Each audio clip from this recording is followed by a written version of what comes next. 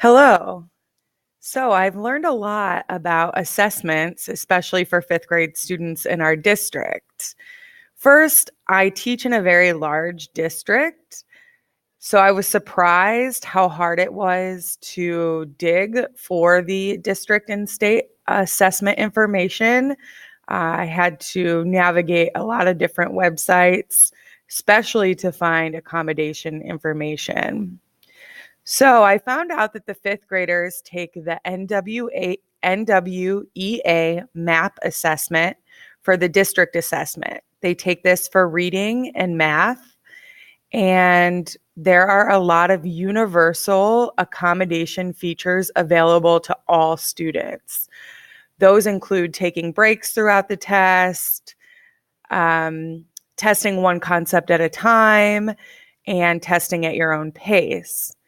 Now, the district does not allow students to use the read aloud portion for the reading portion of the NWEA MAP test because it's a basic skills test and they want to see if the students have their basic skills in reading at the level they need to be.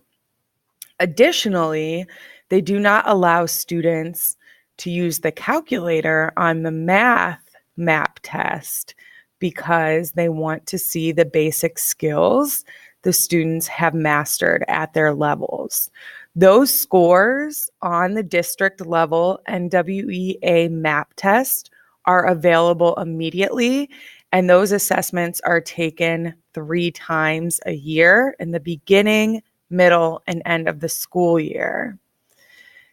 If the student needs more accommodations than the universal features already embedded in MAP, such as large print text or read aloud on the math section, the teachers base that off of what is written in the student's IEP in the testing accommodations section.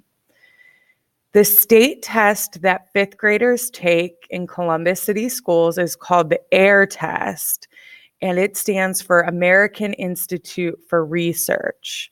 This is a standards-based, standardized test that fifth graders take at the end of their school year.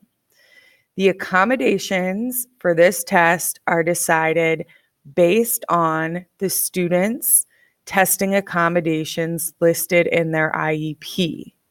The way the student receives those accommodations with full permission is when the testing administrator fills out the paperwork for the test, they submit the student's IEP page that lists the testing accommodations and the signature page of the IEP, and the AIR test company either approves or disapproves those accommodations. The accommodations that are available to all students, regardless of having an IEP or 504 plan, is the testing administrator can actually choose separate testing locations for students who are easily distracted. And again, they don't need any official accommodations listed. If a student has an emergency accommodation request, let's say a student breaks their arm and needs a scribe, there is an emergency accommodation form to fill out that the testing administrator submits to the AIR test company, and they either approve or disapprove. Again, it's all about documentation and comes back to the IEP. Now, moving forward in my classroom, based on the information that I learned of fifth grade assessments, one thing that I will definitely do effective immediately is review all the IEPs I have on my caseload. And I want to make sure that the student's present level of performance and their needs match what the student needs in their testing accommodations section. For example, I want to make sure that the students that I am working with have a very thorough list in their testing accommodations that supports them and sets them up for success when they have to take a district or state assessment. Next, I played around on the practice test websites for MAP and the AIR test, and noticed the questions are pretty difficult, and I want my students to feel comfortable with the format of the test. So, as a bell ringer, I'm going to change it to be a practice test question from one of those tests so the students can get used to the format.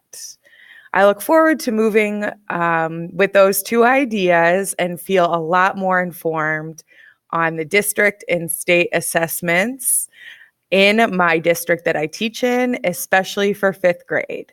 Thank you for listening.